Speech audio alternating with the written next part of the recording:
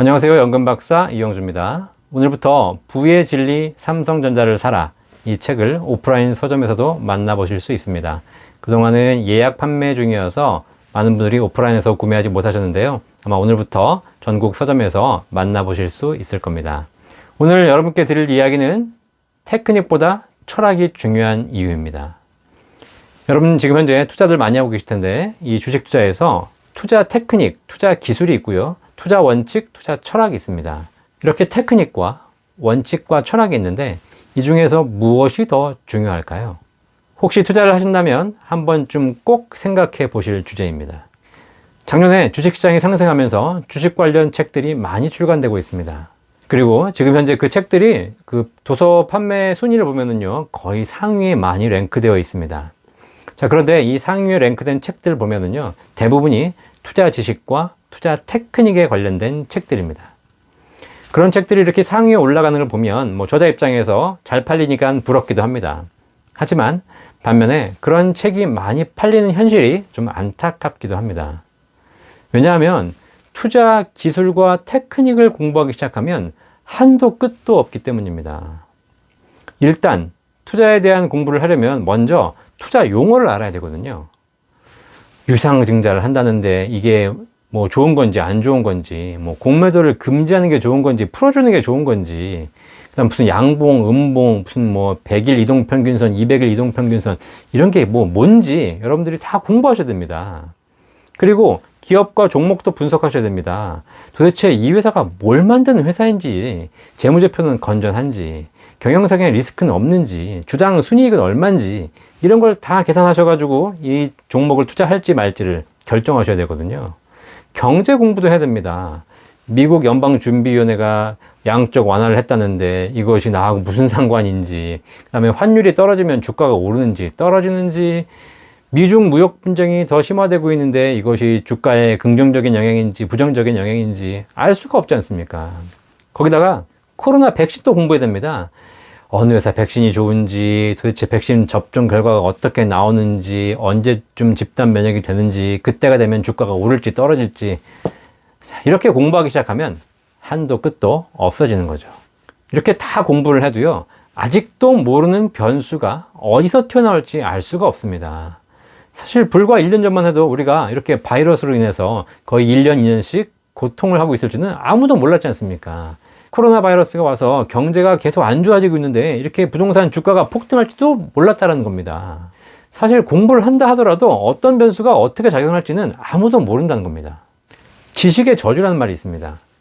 이게 무슨 얘기냐면요, 아는 것이 늘어나면 모르는 것이 줄어야 하는데, 지식의 저주에 빠지면 아는 것이 늘면 늘수록 모르는 것이 더 많아지는 거죠. 그래서 지식의 저주에 빠지면 하루 종일 공부만 해야 합니다.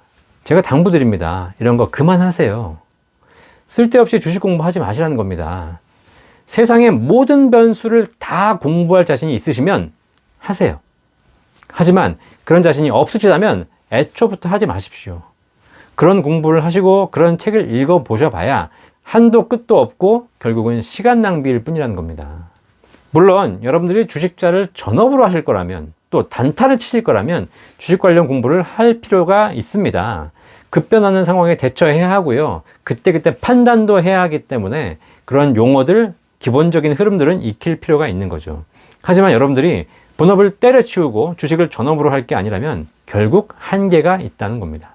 투자에 대한 원칙과 철학을 세우는 것이 가장 중요합니다.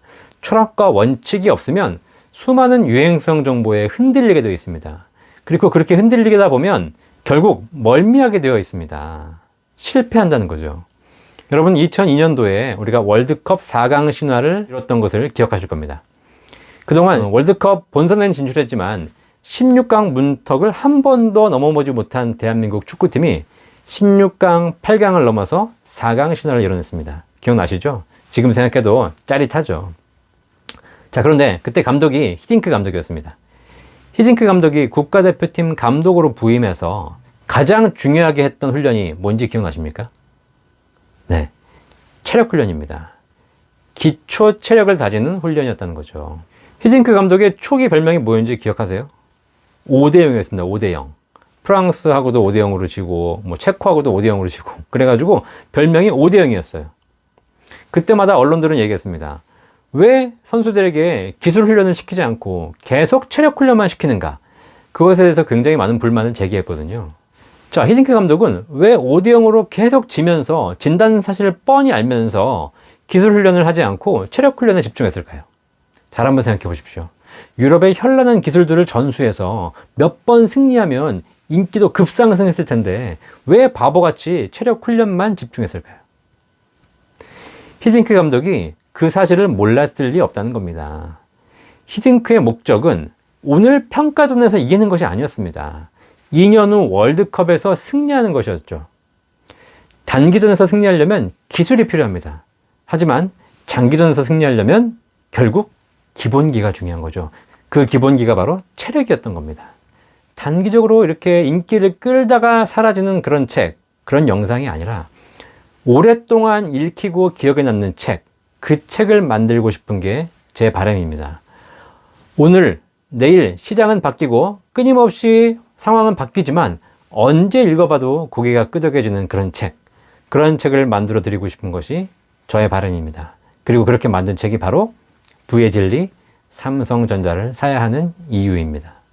제 방송, 제 책을 보시는 분들이 주식 기술, 주식 테크닉을 통해서 단기적인 수익을 내는 것을 바라는 것이 아니라 그분들이 투자에 대한 원칙과 철학을 세우고 그리고 진정한 장기 투자를 통해서 마지막에 웃는, 끝에 성공하는 그런 분들로 만들어 드리고 싶은 것이 제 바람입니다. 앞으로도 제 방송은 테크닉에 집중하지 않겠습니다. 물론 단기적으로 투자하시는 분들에게 기술이 필요합니다.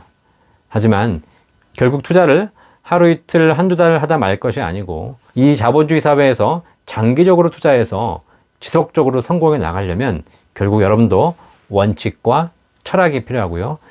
그것에 대한 방송, 그것에 대한 이야기를 여러분께 앞으로 계속 지켜드리도록 하겠습니다.